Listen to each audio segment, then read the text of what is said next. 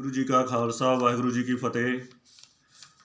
ਆਪਾਂ ਆਮ ਤੌਰ 'ਤੇ ਸੁਣਦੇ ਹਾਂ ਕਿ ਸਾਡੇ ਦੇਸ਼ ਵਿੱਚ ਸਰਕਾਰਾਂ ਅਤੇ ਉਦਯੋਗਪਤੀਆਂ ਦਾ ਪ੍ਰਭਾਵ ਹੈ, ਜਾਂ ਜਿਵੇਂ ਅੱਜ ਕੱਲ੍ਹ ਪ੍ਰਦਰਸ਼ਨ ਚੱਲ ਰਹੇ ਹਨ, ਇਹਨਾਂ ਪ੍ਰਦਰਸ਼ਨਾਂ ਵਿੱਚ ਵੱਡੇ ਲੀਡਰ ਕਿਸਾਨ ਆਗੂ ਸਟੇਜਾਂ ਤੋਂ ਬੋਲਦੇ ਹਨ ਕਿ ਇਹ ਸਰਕਾਰਾਂ ਉਦਯੋਗਪਤੀਆਂ ਦੇ ਹੱਕ ਵਿੱਚ ਭੁਗਤ ਰਹੀਆਂ ਹਨ।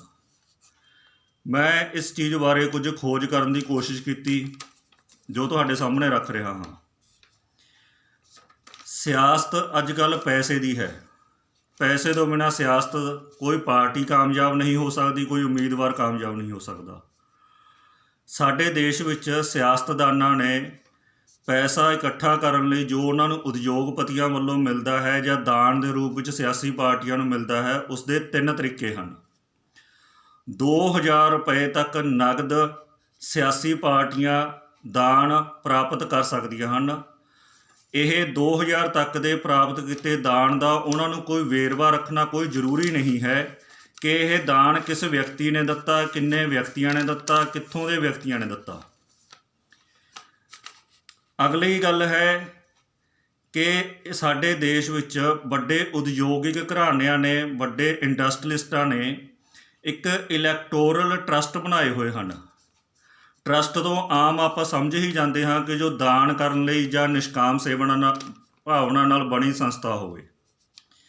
ਇਹ ਜੋ ਇਲੈਕਟੋਰਲ ਟਰਸਟ ਹਨ, ਇਹ ਟਰਸਟ ਸਿਰਫ ਇਸੇ ਲਈ ਬਣੇ ਹਨ ਕਿ ਵੱਡੇ ਇੰਡਸਟਰੀਲਿਸਟ ਇਹਨਾਂ ਵਿੱਚ ਪੈਸਾ ਇਕੱਠਾ ਕਰਦੇ ਹਨ ਅਤੇ ਸਿਆਸੀ ਪਾਰਟੀਆਂ ਨੂੰ ਉਸ ਟਰਸਟ ਦੇ ਰਾਹੀਂ ਇੱਕ ਨੰਬਰ ਵਿੱਚ ਬਾਏ ਚੈੱਕ ਜਾਂ ਬਾਏ ਟ੍ਰਾਂਜੈਕਸ਼ਨ ਉਹਨਾਂ ਨੂੰ ਇਹ ਡੋਨੇਟ ਦਿੰਦੇ ਹਨ। ਤੀਜਾ ਤਰੀਕਾ ਹੈ ਇਲੈਕਟੋਰਲ ਬੌਂਡ। ਜੇਕਰ ਕੋਈ ਸਿਆਸੀ ਪਾਰਟੀ ਨੂੰ ਕੋਈ ਵਿਅਕਤੀ ਦਾਨ ਦੇਣਾ ਚਾਹੁੰਦਾ ਹੈ ਤਾਂ ਉਹ SBI ਬੈਂਕ ਵਿੱਚ ਜਾ ਕੇ ਇੱਕ ਬੌਂਡ ਖਰੀਦ ਸਕਦਾ ਹੈ। ਬੌਂਡ ਇਸ ਤਰ੍ਹਾਂ ਹੈ, ਜਿਵੇਂ ਆਪਾਂ ਆਮ ਤੌਰ 'ਤੇ ਬੈਂਕ ਵਿੱਚ ਜਾ ਕੇ FD ਕਰਾਉਂਦੇ ਹਾਂ ਤਾਂ ਉਹ ਸਾਨੂੰ FD ਸਰਟੀਫਿਕੇਟ ਜਾਂ FD ਕੁਛ ਵੀ ਆਪਾਂ ਕਹਿ ਲੈਂਦੇ ਹਾਂ, ਉਹ ਦਿੰਦੇ ਹਨ। ਇਹ ਬੌਂਡ 1000, 1 ਲੱਖ, 10 ਲੱਖ ਅਤੇ 1 ਕਰੋੜ ਤੱਕ ਦੇ SBI ਬੈਂਕ ਵਿੱਚ ਮੌਜੂਦ ਹਨ। ਕੋਈ ਵੀ ਵਿਅਕਤੀ ਜਾ ਕੇ ਇਹਨਾਂ ਨੂੰ ਖਰੀਦ ਸਕਦਾ ਹੈ ਅਤੇ ਅੱਗੇ ਸਿਆਸੀ ਪਾਰਟੀ ਨੂੰ ਦੇ ਸਕਦਾ ਹੈ। ਸਿਆਸੀ ਪਾਰਟੀ 15 ਦਿਨ ਦੇ ਅੰਦਰ ਬੈਂਕ ਵਿੱਚ ਇਹ ਬੌਂਡ ਦੇ ਕੇ ਆਪਣੇ ਖਾਤੇ ਵਿੱਚ ਇਹ ਰਕਮ ਜਮ੍ਹਾਂ ਕਰਵਾ ਸਕਦੀ ਹੈ। ਇੱਥੇ ਇਹ ਵੀ ਬਹੁਤ ਮਜ਼ੇਦਾਰ ਗੱਲ ਹੈ ਕਿ ਇਹਨਾਂ ਬੌਂਡ ਦਾ ਵੀ ਰਿਕਾਰਡ ਰੱਖਣਾ ਕਿਸੇ ਬੈਂਕ ਲਈ ਜ਼ਰੂਰੀ ਨਹੀਂ ਹੈ ਜਾਂ ਸਿਆਸੀ ਪਾਰਟੀ ਲਈ ਜ਼ਰੂਰੀ ਨਹੀਂ ਹੈ। ਮਤਲਬ ਇਸ ਬਾਰੇ ਸਰਕਾਰ ਕੋਈ ਛਾਣਬੀਣ ਜਾਂ ਕੋਈ ਡਿਪਾਰਟਮੈਂਟ, ਇਨਕਮ ਟੈਕਸ ਮਹਿਕਮਾ ਜਾਂ ਕੋਈ ਹੋਰ ਮਹਿਕਮਾ ਕੋਈ ਇਨਕੁਆਇਰੀ ਨਹੀਂ ਕਰ ਸਕਦਾ ਕਿ ਕਿਸ ਨੇ ਕਿੰਨਾ ਦਾਨ ਕਿਹੜੀ ਸਿਆਸੀ ਪਾਰਟੀ ਨੂੰ ਦਿੱਤਾ ਅਤੇ ਉਸ ਵਿਅਕਤੀ ਕੋਲ ਇਹ ਦਾਨ ਵਾਲਾ ਪੈਸਾ ਕਿੱਥੋਂ ਆਇਆ। ABP ਨਿਊਜ਼ ਚੈਨਲ ਦੀ ਰਿਪੋਰਟ ਹੈ ਇੱਕ ਕਿ ਸਨ 2016-17 ਵਿੱਚ ਕਾਂਗਰਸ ਨੂੰ 41 ਕਰੋੜ ਰੁਪਏ ਦਾਨ ਮਿਲਿਆ ਅਤੇ ਹੋਰ ਸਭ ਪਾਰਟੀਆਂ ਨੂੰ ਮਿਲਾ ਕੇ 157 ਕਰੋੜ ਰੁਪਏ ਦਾਨ ਕਾਂਗਰਸ ਅਤੇ ਹੋਰ ਪਾਰਟੀਆਂ ਨੂੰ ਮਿਲਿਆ। ਇਸ ਦੇ ਮੁਕਾਬਲੇ ਭਾਜਪਾ ਨੂੰ 532 ਕਰੋੜ ਰੁਪਈਆ ਦਾਨ ਮਿਲਿਆ। ਹੋਰ ਸਾਰੀਆਂ ਪਾਰਟੀਆਂ ਦੇ ਦਾਨ ਨਾਲੋਂ 9 ਗੁਣਾ ਪੈਸਾ ਵੱਧ ਇਕੱਲਾ ਭਾਜਪਾ ਨੂੰ ਮਿਲਿਆ। ਦਾ ਹਿੰਦੂ ਨਿਊਜ਼ਪੇਪਰ ਹੈ, ਉਸ ਦੀ ਇੱਕ ਖਬਰ 27 ਫਰਵਰੀ 2020 ਨੂੰ ਛਪੀ ਹੋਈ ਹੈ। ਉਸ ਵਿੱਚ ਲਿਖਿਆ ਹੈ ਕਿ ਸਿਆਸੀ ਦਾਨ ਦਾ 78% ਭਾਜਪਾ ਨੂੰ ਮਿਲਦਾ ਹੈ। ਦਾ ਵੀਕ ਨਿਊਜ਼ਪੇਪਰ ਹੈ, ਉਸ ਦੀ 9 ਮਾਰਚ 2020 ਦੀ ਪ੍ਰਫੁੱਲ ਸ਼ਰਮਾ ਦੀ ਰਿਪੋਰਟ ਹੈ। ਉਸ ਵਿੱਚ ਉਸਨੇ ਲਿਖਿਆ ਹੈ ਕਿ ਸਨ 2018-19 ਵਿੱਚ ਭਾਜਪਾ ਨੇ ਅਨਾਊਂਸ ਕੀਤਾ ਕਿ ਉਹਨਾਂ ਨੂੰ 1612 ਕਰੋੜ ਰੁਪਏ ਅਣਪਛਾਤੇ ਸਰੋਤਾਂ ਤੋਂ ਪ੍ਰਾਪਤ ਕੀਤੇ ਹਨ। ਇਸ ਰਿਪੋਰਟ ਵਿੱਚ ਇਹ ਲਿਖਿਆ ਹੈ ਕਿ ਕਾਂਗਰਸ ਨੇ ਅਨਾਊਂਸ ਕੀਤਾ ਹੈ ਕਿ ਅਸੀਂ 728 ਕਰੋੜ ਰੁਪਏ ਪ੍ਰਾਪਤ ਕੀਤੇ ਹਨ ਅਣਪਛਾਤੇ ਸਰੋਤਾਂ ਤੋਂ। ਇਕਨੋਮਿਕ ਟਾਈਮਜ਼ ਅਨੁਸਾਰ ਨਵੰਬਰ 13, 2019 ਨੂੰ ਖਬਰ ਛਪੀ ਹੈ। ਉਸ ਵਿੱਚ ਉਹਨਾਂ ਨੇ ਲਿਖਿਆ ਹੈ ਕਿ ਭਾਜਪਾ ਨੇ 800 ਕਰੋੜ ਰੁਪਏ ਫੰਡ ਇਕੱਠਾ ਕੀਤਾ ਹੈ 1 ਅਪ੍ਰੈਲ 2018 ਤੋਂ 31 ਮਾਰਚ 2019 ਤੱਕ। ਇਹ ਵੀ ਧਿਆਨਯੋਗ ਜਿਹਾ ਹੈ ਕਿ 2019 ਵਿੱਚ ਹੀ ਲੋਕ ਸਭਾ ਦੀ ਇਲੈਕਸ਼ਨ ਹੋਈ ਸੀ।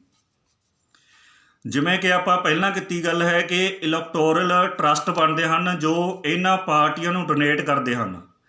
ਇਹਨਾਂ ਵਿੱਚੋਂ ਹੀ ਇੱਕ ਟਰਸਟ ਹੈ ਪ੍ਰੋਗਰੈਸਿਵ ਇਲੈਕਟੋਰਲ ਟਰਸਟ। ਉਸਨੇ 356 ਕਰੋੜ ਰੁਪਏ ਭਾਜਪਾ ਨੂੰ ਦਿੱਤਾ ਅਤੇ 55 ਕਰੋੜ ਰੁਪਏ ਕਾਂਗਰਸ ਨੂੰ ਦਿੱਤਾ। ਦੂਜਾ ਹੈ ਪ੍ਰੂਡੈਂਟ ਇਲੈਕਟੋਰਲ ਟਰਸਟ।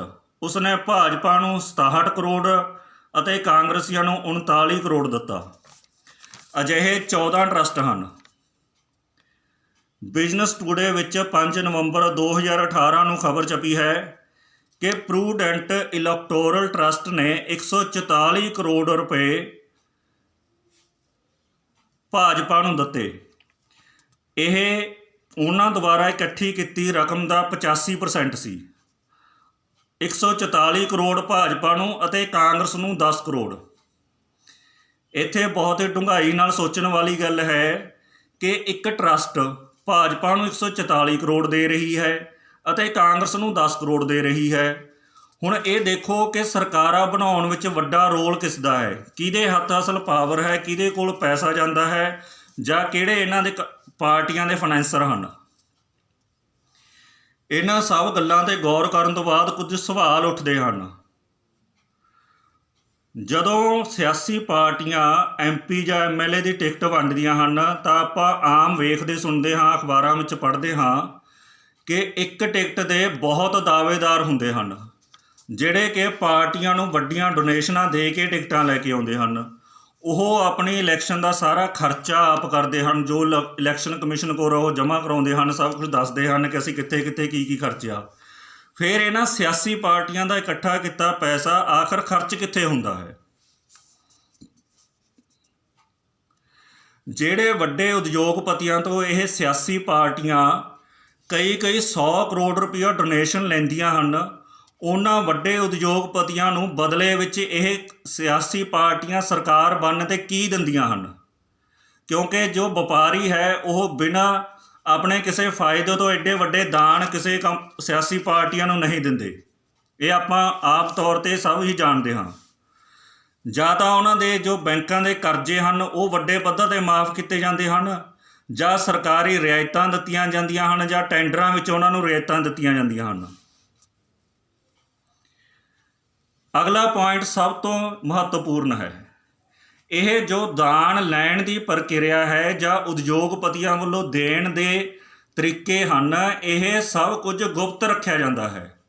ਜੇਕਰ ਮੇਰੇ ਤੁਹਾਡੇ ਅਕਾਊਂਟ ਵਿੱਚ 10-20 ਲੱਖ ਰੁਪਈਆ ਕਿਤੋਂ ਆ ਜਾਵੇ ਤਾਂ ਇਨਕਮ ਟੈਕਸ ਵੀ ਆ ਜਾਊਗਾ, ਬੈਂਕ ਵਾਲੇ ਵੀ ਪੁੱਛਣਗੇ ਪੈਸੇ ਕਿੱਥੋਂ ਆਏ ਹਨ। ਪਰ ਇਹਨਾਂ ਕੰਪਨੀਆਂ ਦੇ ਜੋ ਪੈਸੇ ਦਿੱਤੇ ਜਾਂਦੇ ਹਨ ਸਿਆਸੀ ਪਾਰਟੀਆਂ ਨੂੰ, ਸਿਆਸੀ ਧਿਰਾਂ ਦੇ ਅਕਾਊਂਟ ਵਿੱਚ ਹਜ਼ਾਰਾਂ ਕਰੋੜ ਆ ਜਾਂਦਾ ਹੈ, ਪਰ ਇਹਨਾਂ ਦੀ ਇਨਕੁਆਇਰੀ ਕਿਸੇ ਸਰਕਾਰ ਵੱਲੋਂ, ਕਿਸੇ ਡਿਪਾਰਟਮੈਂਟ ਵੱਲੋਂ ਨਹੀਂ ਕੀਤੀ ਜਾ ਸਕਦੀ। ਅਤੇ ਹੋਰ ਵੀ ਇੱਕ ਹੈਰਾਨੀਜਨਕ ਗੱਲ ਹੈ ਕਿ ਇਹ ਸਾਰਾ ਪੈਸਾ ਟੈਕਸ ਮੁਕਤ ਹੈ। ਇਹਨਾਂ ਪਾਰਟੀਆਂ ਨੂੰ ਇਸ ਦਾਨ ਦੀ ਕੋਈ ਟੈਕਸ ਨਹੀਂ ਦੇਣਾ ਪੈਂਦਾ। ਜੇਕਰ ਇਹ ਸਿਆਸੀ ਪਾਰਟੀਆਂ ਸੱਚਮੁੱਚ ਦੇਸ਼ ਦੇ ਲੋਕਾਂ ਦੀਆਂ ਹਮਦਰਦ ਹਨ ਤਾਂ ਇਹ ਪੈਸਾ ਤਾਂ ਦੇਸ਼ ਦੇ ਵਿਕਾਸ ਉੱਤੇ ਖਰਚ ਹੋਣਾ ਚਾਹੀਦਾ ਹੈ, ਜਦ ਕਿ ਇਹ ਪੈਸਾ ਕਿਸੇ ਇੱਕ ਸਿਆਸੀ ਪਾਰਟੀ ਦੀ ਨਿੱਜੀ ਜਾਗੀਰ ਬਣ ਕੇ ਰਹਿ ਰਿਹਾ ਹੈ। ਸੋ ਦੋਸਤੋ, ਇਹਨਾਂ ਗੱਲਾਂ ਵੱਲ ਖਾਸ ਧਿਆਨ ਦੇਣ ਦੀ ਲੋੜ ਹੈ। ਜੋ ਕਾਨੂੰਨ ਬਣਾਏ ਜਾ ਰਹੇ ਹਨ ਉਦਯੋਗਪਤੀਆਂ ਨੂੰ ਖੁਸ਼ ਕਰਨ ਲਈ, ਉਹਦੇ ਕਾਰਨ ਹਨ ਇਹ ਫੰਡਿੰਗ। ਇਹ ਉਦਯੋਗਪਤੀ ਹੀ ਇਹਨਾਂ ਸਿਆਸੀ ਪਾਰਟੀਆਂ ਨੂੰ ਫੰਡਿੰਗ ਕਰਕੇ ਪਾਵਰ ਵਿੱਚ ਲਿਆਉਂਦੇ ਹਨ। ਉਹੀ ਇਹ ਫੈਸਲਾ ਕਰਦੇ ਹਨ ਕਿ ਕਿਹੜੀ ਪਾਰਟੀ ਨੂੰ ਜ਼ਿਆਦਾ ਮਦਦ ਕਰਕੇ ਅੱਗੇ ਲੈ ਕੇ ਆਉਣਾ ਹੈ ਜਾਂ ਕਿਹੜੀ ਪਾਰਟੀ ਦੀ ਘੱਟ ਮਦਦ ਕਰਕੇ ਉਹਨੂੰ ਪਿੱਛੇ ਰੱਖਣਾ ਹੈ। ਧੰਨਵਾਦ।